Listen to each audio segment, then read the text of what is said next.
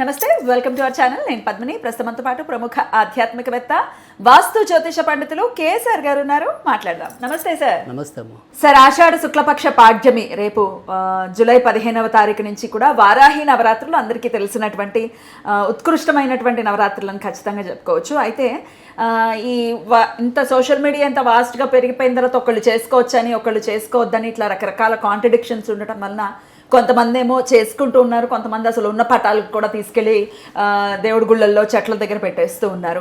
అసలు ఏం చేయాలి? వారాహి నవరాత్రులు గృహస్థులు చేసుకోవచ్చా? వారాహి నవరాత్రులు చేసుకుంటే వచ్చేటటువంటి ఫలితం ఏమిటి? ఇవన్నీ ఒక్కసారి మీ ద్వారా తెలుసుకోవాలనుకుంటున్నాను సార్. తప్పకుండా. అయితే వారాహి దేవి అనేది సరే, ఇప్పుడు వాళ్ళు ఎవరు ఎంతమంది ఎన్ని రకాలుగా చెప్పినప్పటికీ కూడా ప్రస్తుతం అయితే ఆవిడ యొక్క భక్తి పరంపర అయితే పెరుగుతూనే వస్తుంది. ఎందుకంటే ఇవాళ మీరు చూసినట్టయితే కనుక ఈ చిత్రపటాలు అమ్మే చోట అంతా కూడా విరివిగా దొరుకుతుంది ఆవిడ. అవును. అంటే ప్రచారం లేనిదే ఆవిడ దొరకదు. అంటే ఆవిడ దొరకదంటే ఆవిడ ఫోటో దొరకదు. అంటే నేననేది భక్తులు ఇప్పుడు ఆ డిమాండ్ బట్టేగా ఎప్పుడైనా సరే వ్యాపారం అనేది డిమాండ్ అండ్ సప్లై, అంతే కదా, అది ఎకానమికల్గా సూత్రం. సో అందుకని ఖచ్చితంగా మనకి తెలియకుండానే ఆవిడ పరంపర పెరుగుతోంది అని చెప్పి. కానీ నిజానికైతే ఎందుకు భయపడతారు అనేది మనకి కొంత ఏమంటాం, ఇవన్నీ కూడా మరుగున పడిన కొన్ని సూత్రాలు, అంటే నిజాలు.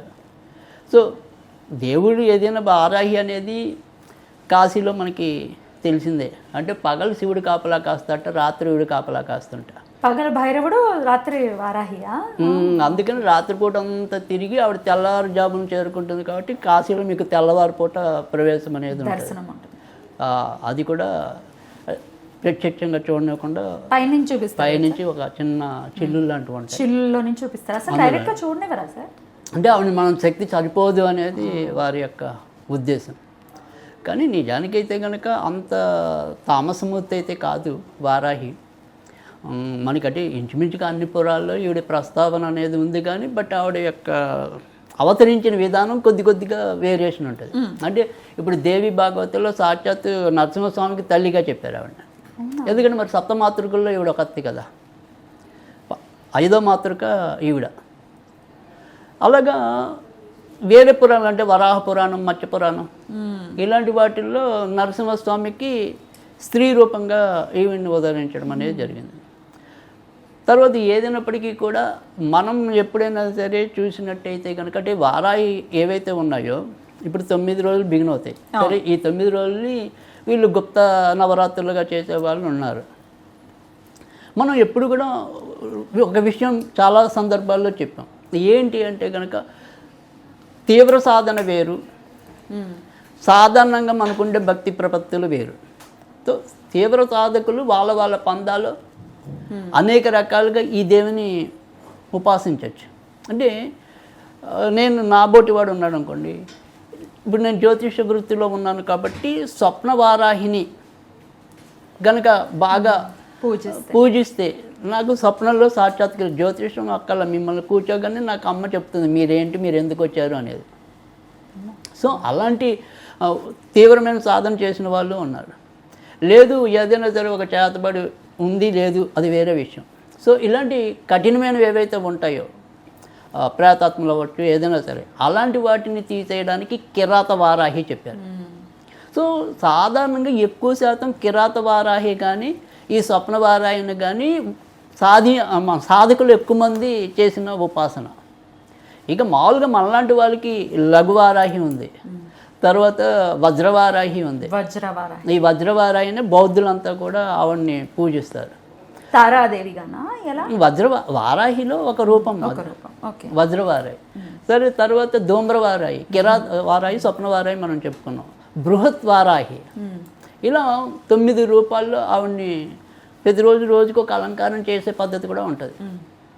ఆ రకంగా పూజిస్తారు. కానీ నేను అనేది ఏంటంటే మనలాంటి వాళ్ళందరం పూజించేది లఘు వారాహి. వేరే అంటే వేరే కాన్సెప్ట్ అక్కర్లేదు, కాన్సెప్ట్స్ అవసరం లేదు. సో లఘువారాయి అంటే ఇప్పుడు మనకి హోమాల్లో కూడా లఘుహోమం ఉంటుంది. బాగా కష్టపడక్కర్లేదు, తేలికైన పద్ధతిలో సులభంగా దాన్ని హోమం చేసుకోవచ్చు. దాన్ని లఘుహోమం అంటాం. సో అందుకని గురువు సరైన వాడు అంటే లఘు గురువులతో సంబంధం ఉండదు. సో అలా ఆ లఘు పద్ధతి అమ్మవారు అంటే శాంతం, లఘు అంటే ఇంకా చిన్న శక్తి ఆవిడ.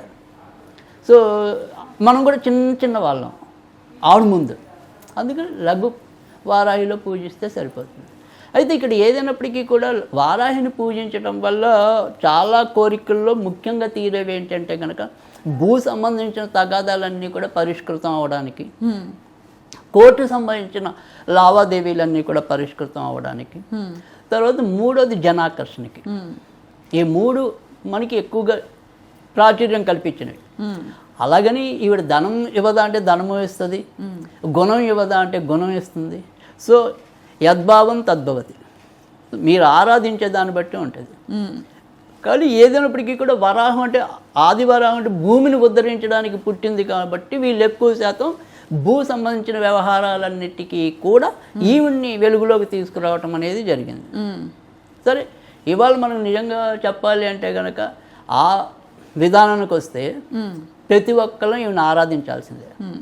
ఎందుకంటే మన భూమి ఎవరి పరంగా ఎప్పుడు వెళ్ళిపోతుందో తెలియదు, ఎవడు ఆక్రమిస్తాడో తెలియదు.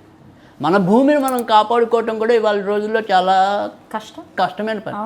ఎందుకంటే మింగేసే వాళ్ళకి భూములు తప్ప వేరే సంపద ఏం లేదు, అన్ని అప్పులే. సో అందుకని ఎవరిది తేలిగ్గా భూమి దొరికితే దాన్ని ఆక్రమించుకోవడం తప్ప వేరే మార్గం లేదు. సో అందుకని నన్ను అడిగితే, అందుకని మనకు ప్రతిరోజు కూడా మన సంకల్పంలో శ్వేత వరాహ కల్పే అని చెప్పుకుంటున్నాం కదా, అని చెప్పుకుంటున్నాం, మన్వంతరే అని చెప్పుకుంటున్నాం కదా.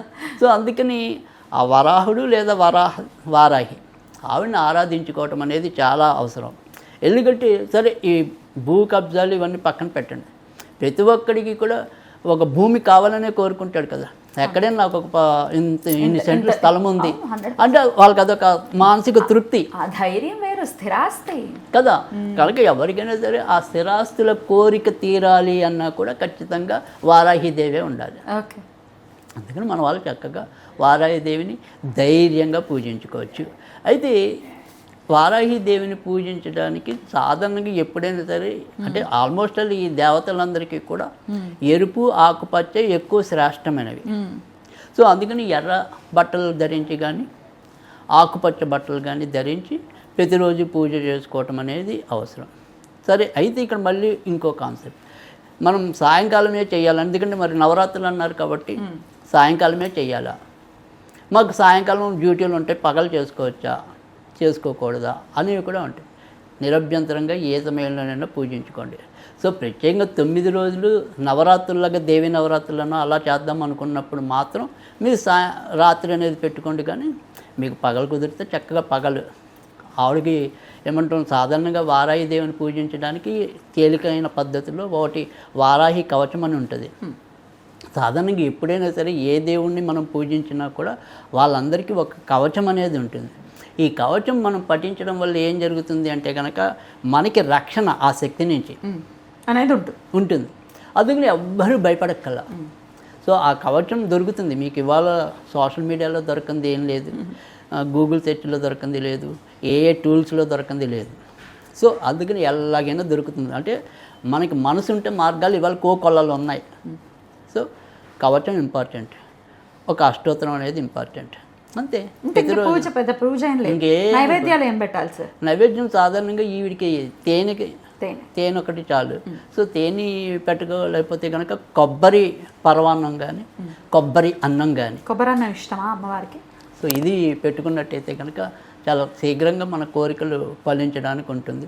సరే, ఇవి కాకపోతే కనుక మనం ఎప్పుడైనా సరే ఒక మంత్రం అనేది ఎలాగో చెప్పడం అనేది ఉంటుంది. సో ఓం హ్రీం వారాహి హరి ఓం, ఓం హ్రీం వారాహి హరి ఓం, ఓం హ్రీం వారాహి హరి ఓం, అంతే. ఎందుకంటే హరిని కూడా చేరిస్తేనే నరసింహుడు వచ్చి ఇక్కడ కూర్చుంటాడు. సో అందుకని ఖచ్చితంగా స్త్రీ శక్తి పురుష శక్తి రెండు ఉండాలి. అంటే ఎప్పుడైనా సరే సమాజం ప్రకృతి వికృతి, సో రెండు సమతుల్యంగా ఉంటేనే మనకి అన్ని ఫలాలు సరిగ్గా అందటం అనేది ఉంటుంది. ఎన్నిసార్లు చదవమంటారు? అది ఎప్పుడైనా సరే 57, 108. ఇప్పుడు 9 రోజులు కుదరట్లేదండి, ఆఖరి 3 రోజులు అలా చదువుకోవచ్చా, లేకపోతే అలా పూజ చేయించుకో? అది మనం ఇందాక మామూలుగా అయితే త్రిరాత్రి వ్రతం, పంచరాత్రి వ్రతం అంటే 5 రోజులు చేస్తే పంచరాత్రులు, 3 రోజులు చేస్తే 3 రాత్రులు. మొదటి 3 రోజులు చేసుకోవచ్చు, మధ్యలో ఎప్పుడైనా చేసుకోవచ్చు. సో అలా చేసుకుంటే సరిపోతుంది. సో లేదు లాస్ట్లో సప్తమి అష్టమి నవమి, అష్టమి నవమిలు అలాగే వీళ్ళకి ఇష్టమైనవి కాబట్టి సప్తమి అష్టమి నవమి చేసుకున్నా కూడా మంచి ఫలితాలు ఉంటాయి. రైట్. అలాగే మంచి ఫలితాలు ఉండాలి, వరాహిదేవిని ఖచ్చితంగా కొలుచుకోవచ్చు అంటూ మీలాంటి వాళ్ళు పెద్దవాళ్ళందరూ చెప్తూ ఉన్నారు. కాబట్టి భూ సమస్యలు అనేవి చాలా మందికి పెరిగిపోతూ ఉన్నాయి. వీటి నుంచి బయటపడాలి. అసలు భూమే లేదండి అనుకునే వాళ్ళు భూమి కొనుక్కోవాలన్న ఖచ్చితంగా ఆవిడ అనుగ్రహమే ఉండాలి. ఆవిడ అనుగ్రహం ఉంటే అవి ఈజీ ఉంటుంది మనకి. సో ఖచ్చితంగా ఆరాధన చేసుకోండి. చాలా అద్భుతంగా వివరించారు సార్. కృతజ్ఞతలు. నమస్తే సార్.